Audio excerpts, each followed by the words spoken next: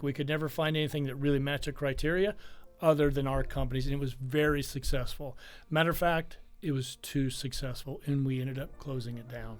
So let's talk about one of our first real estate investment companies, and I think it was probably the first socially responsible real estate investment company that was ever created. So I've always been a real estate investor.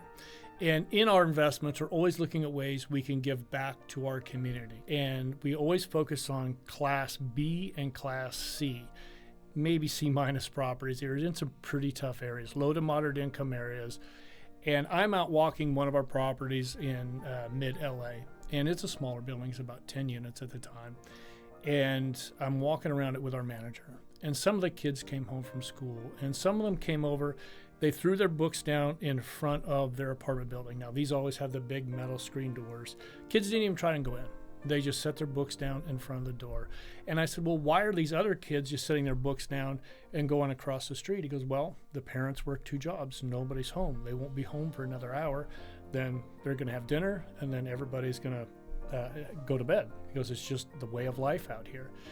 Then a few weeks later, 2 or 3 o'clock in the morning, I sit straight up in bed with this idea. And I go grab my legal pad. I start writing all of this information down. This is everything that I want to do. And the idea was that we start buying investment properties, multifamily properties near schools. We create a studio, take a studio or 1 bedroom, and we turn it into a resource room. And in that resource room, we put computers that have educational software. We have obviously desks, chairs, the whole 9 yards. Teachers is the next thing. So I called some teachers that I knew. I said, if you had the chance to just go to an apartment building that you were living in, would you be up to that? And I said, you would get a discount in rent. That's how you would get paid. And you could go home 4 days a week, tutor the kids in the building, and you just walk back to your apartment. We put all this information together. We truly just really broke it down as best we could. And then we went out to the investment community to see if we could really raise some money. Everybody thought, you're going to lose money on this. Is there any state funding you can get, any city funding? Or you may be created as a nonprofit. And we took these investment meetings, and finally we raised a few $100,000. And George and I pitched in the rest of it, and we bought our first building in Baldwin Village. It has to be a minimum of 25 units. There has to be plenty of kids in the building, obviously. We picked out the studio that we were going to be using to convert, and we went out to get computers donated. We ended up getting a bank that gave us a bunch of computers. Trust was an issue. Here's these guys coming into our community. Are they just going to take from us? I mean, they point blank asked me, and I just told them the whole program, and I stuck to it, and I kept repeating it. But the proof was in the pudding. I was out at those properties every day. We made sure we had a real presence there on a daily basis. We got to know the tenants and the students by name. I can remember David, who's now late 20s, has 2 children. It was amazing to see these little kids come in and watch them transition over the years into just being adults and continuing with their education.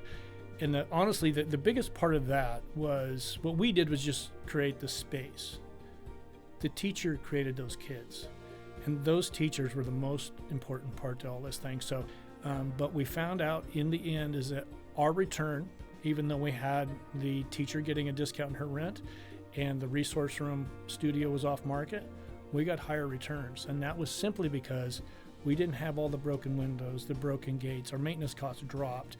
We didn't have the big turnover because as soon as we had a unit come available, one of the tenants would have somebody that could move in right away, and they almost always had children. So in the end, we were doing good for our community. We were doing great for our students, and it just worked very, very well. Social Responsible Investment Company, Education Advantage Foundation, we combined those two. It was a recipe for a real win, but the problem was where we ended up closing the company down was as the kids started graduating, people in that community never left. They stayed in that apartment building. Matter of fact, I was out there recently, and a lot of them are still there. And so we ended up running out of kids. And so we ended up selling the buildings with the idea of doing more of them. But it's just not been able to happen again. So success was really something across the board. So investors, community, everybody was happy.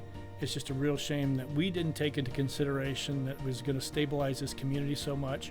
But I go out to that community now, and it's absolutely amazing to see these people still living there. It's been a long road, and we really do want to get back at doing more of these Learning Link Centers and Education Advantage Foundation, but lately we just have Commercial Brokers International, one of the companies we're growing. We have the Commercial Real Estate Affiliate Network, one of the fastest growing affiliate networks in the country right now, and we have Icon Capital Advisors, our commercial real estate mortgage company.